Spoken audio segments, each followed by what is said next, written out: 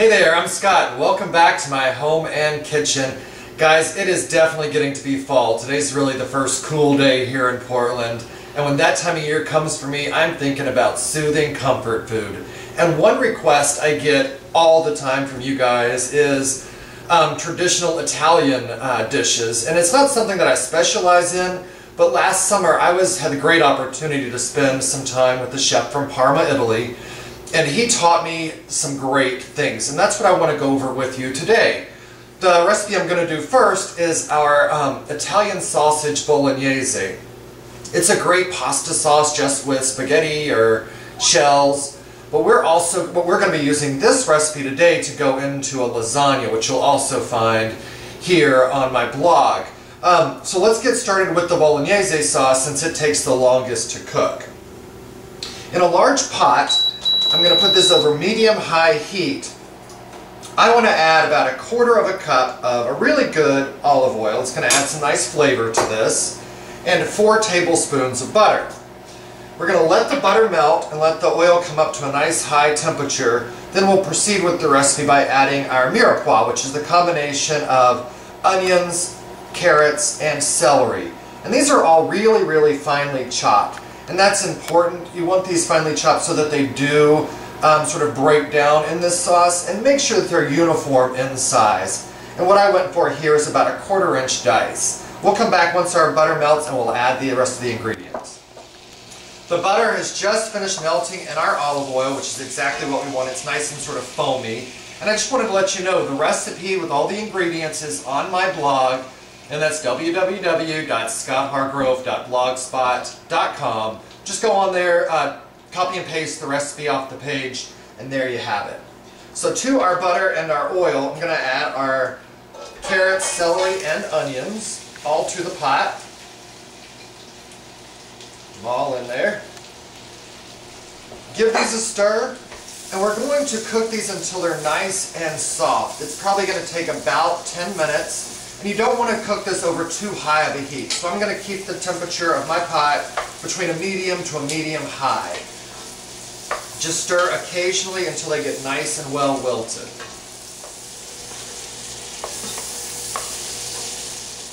It has been just about 10 minutes. The vegetables are getting nice and tender. Now what we need to do is add our 5 large cloves of garlic. And that's going to look like quite a bit, but we're going to end up putting quite a bit of meat into this. So we want to make sure that that has really good seasoning. And as I mentioned today, this bolognese sauce is great just over pasta. We're doing this today for a series of videos that's going to conclude with our lasagna. It's a traditional bolognese style lasagna. And there's going to be 5 parts to that. The bolognese sauce, the bechamel, making homemade ricotta cheese, which if you don't know how to do that, there's not a lot of science to it, and it's something you should be doing. We're going to then finish by putting it all together and baking the lasagna. And I'm also going to show you how to make homemade pasta.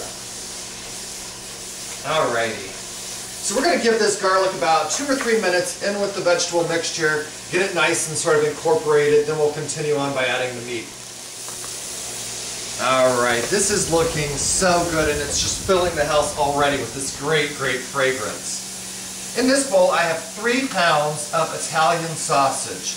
I bought a pretty spicy variety. If you like it more sweet, then buy the sweet. But there's 3 pounds here.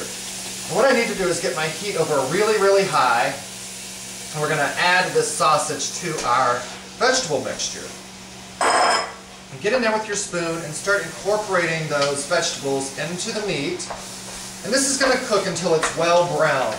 And I want you to cook this for at least 15 minutes, 20 minutes preferably. If you have to turn the heat down a little bit, do that.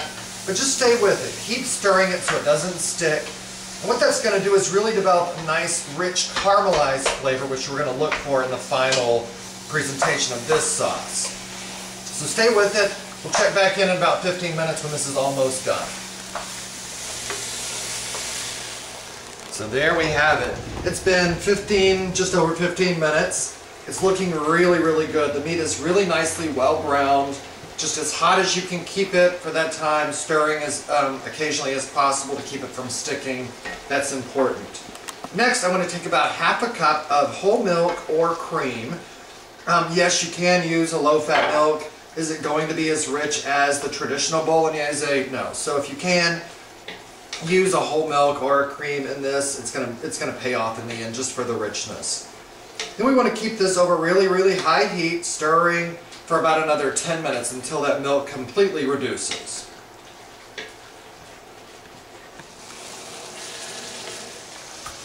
The milk is now completely incorporated, evaporated, and left behind that rich flavor, and also the sugar that's in the milk is left behind. The mixture in the pot is virtually dry. As I turn it around, I don't see a lot of liquid in the bottom, and that's what we're looking for before we continue with the next step, which is adding a 28-ounce can of whole tomatoes. You can take the time to crush these by hand before you put them in.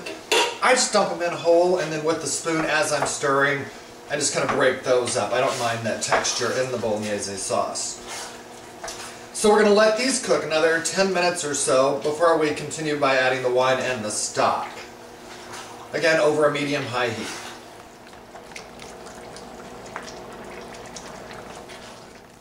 Our tomatoes have cooked in the sauce about 10 minutes over pretty high heat, stirring occasionally.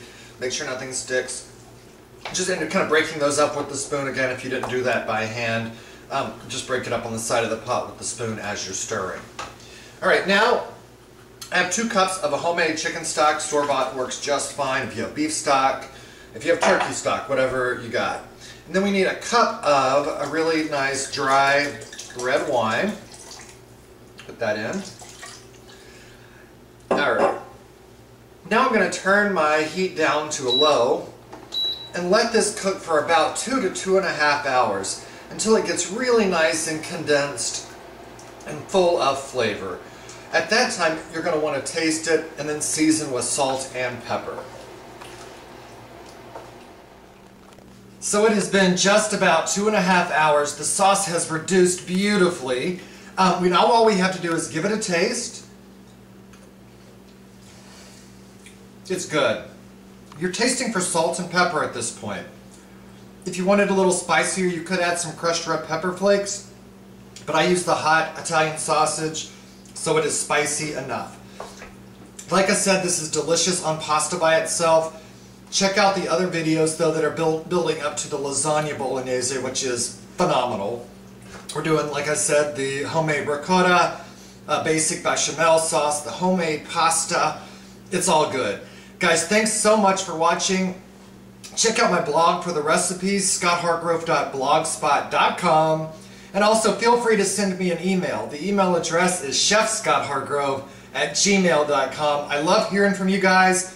Send me your recipe requests, but also your questions. Alright, have a great day. See you soon. Bye.